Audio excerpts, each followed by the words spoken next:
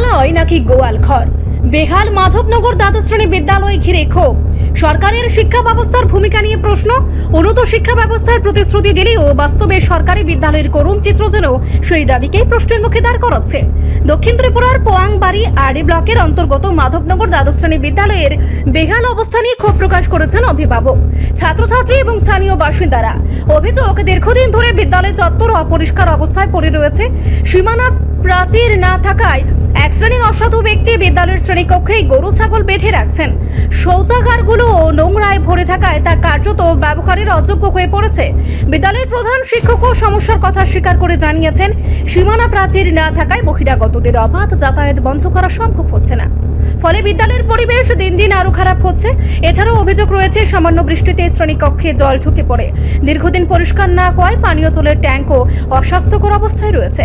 সেই জলই ছাত্রছাত্রীদের পান করতে হচ্ছে এবং মিড ডে মিল তৈরিতেও ব্যবহৃত হচ্ছে বলে অভিযোগ করেন। এমনকি প্রধান শিক্ষকের কক্ষের দরজাও ভাঙা অবস্থায় রয়েছে। স্থানীয়দের প্রশ্ন, শিক্ষা ব্যবস্থার উন্নয়নের দাবি যদি বাস্তব হয়, তাহলে একটি সরকারি বিদ্যালয়ের এমন দুরবস্থা কিভাবে বছরের পর বছর চলতে পারে? কোটি কোটি টাকার উন্নয়নের প্রচারের মাঝেও যদি শিক্ষার্থীদের নিরাপদ পরিবেশ, বিশুদ্ধ পানীয় জল এবং ন্যূনতম অবকাঠামো নিশ্চিত না করা হয়, তবে সেই উন্নয়নের সুফল কোথায়? এলাকাবাসীর দাবি, অবিলম্বে শিক্ষা দপ্তর ও সংশ্লিষ্ট প্রশাসন বিদ্যালয়টি পরিদর্শন করে প্রয়োজনীয় সংস্কার, সীমানা প্রাচীর নির্মাণ, পানীয় জলের ব্যবস্থা এবং স্বাস্থ্যসম্মত পরিবেশ নিশ্চিত করুক। পাশাপাশি যদি অবহেলা বা দায়িত্বে গাফিলতির প্রমাণ মেলে, তবে তারও যথাযথ তদন্ত ও ব্যবস্থা নেওয়া হোক। সমস্যা বৃষ্টি হলে আমরা ক্লাসে জল ঢুকে অসুবিধা, আর কে জানি কোনো ইলেকট্রিকের ব্যবস্থা নাই, আর কে জানি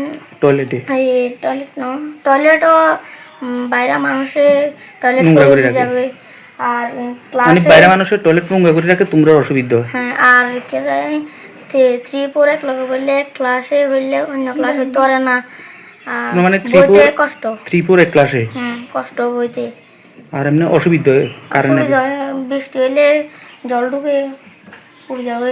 তোমার নাম? আমার নাম সাগর দাস। এটা কোন ক্লাস?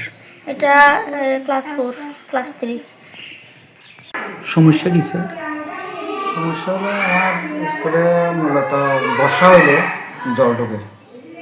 অতিরিক্ত বর্ষা যখন হয় তখন বাইরে থেকে জলটা মাঠের উপর দিয়ে স্কুলের ঘরে বা মিড ডে মিল যেখানে রান্না হয় এখানে জলটা ঢোকে।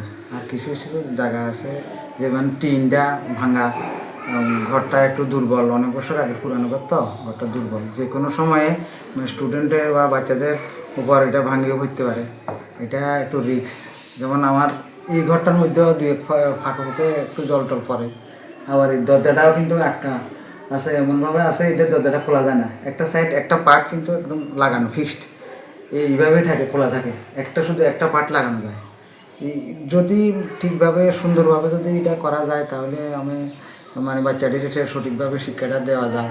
বাচ্চাটা বর্ষাকালে আমরা বলতে পারি না, অনেক সময় জল বৃষ্টি, অতিরিক্ত বৃষ্টি অসুবিধা, হ্যাঁ, ক্লাসের মধ্যেই জল ঢুকে, তখন আমাদের কষ্ট হয় আর কি। এটা আমার সরকারের কাছে আবেদন, যাতে আমার স্কুলটা একটু সুন্দরভাবে করা হয়, এলে বাচ্চারাও সঠিকভাবে লেখাপড়া করতে পারবো, বা নাহলে অনেক অসুবিধার সম্মুখীন হতে আছে, যেহেতু এখানে কচিকাঁচা বাচ্চারা আসে। এটাই আমার আবেদন সরকারের কাছে।